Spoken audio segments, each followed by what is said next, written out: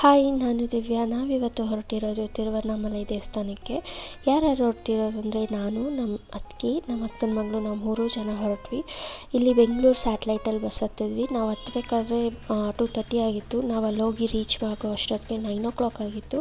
So ಅಲ್ಲೋಗಿ reach ಆಗಿ fresh up ಆಗಿ ಊಟ ಮುಗಿಸ್ಕೊಂಡು ನಾವು ಗಿರಿವಲಂ ಸ್ಟಾರ್ಟ್ ಮಾಡಿದ್ವಿ 10 o'clockಗೆ.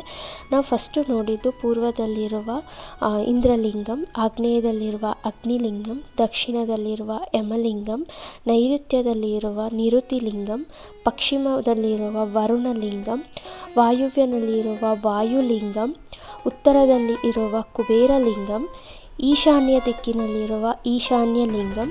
ನಾವು ಇಷ್ಟು ಲಿಂಗಗಳನ್ನ 3:30 ಅಷ್ಟೊತ್ತಿಗೆ ಮುಗಿಸ್ಕೊಂಡು ಮತ್ತೆ ಒಳಗಡೆ ಅರುಣಾಚಲೇಶ್ವರ ಸ್ವಾಮಿ ದರ್ಶನಕ್ಕೆ ಹೊರಗಡೆ ಹೋದ್ವಿ. ರಾಜಗೋಪುರದಿಂದ ಒಳಗಡೆ ಹೋಗಿ ದೇವರ ಅರುಣಾಚಲೇಶ್ವರನ ದರ್ಶನ ಮುಗಿಸ್ಕೊಂಡು ನಾವು ಹೊರಗೆ ಬರೋ ಅಷ್ಟೊತ್ತಿಗೆ 7-7:30 ಆಗಿತ್ತು.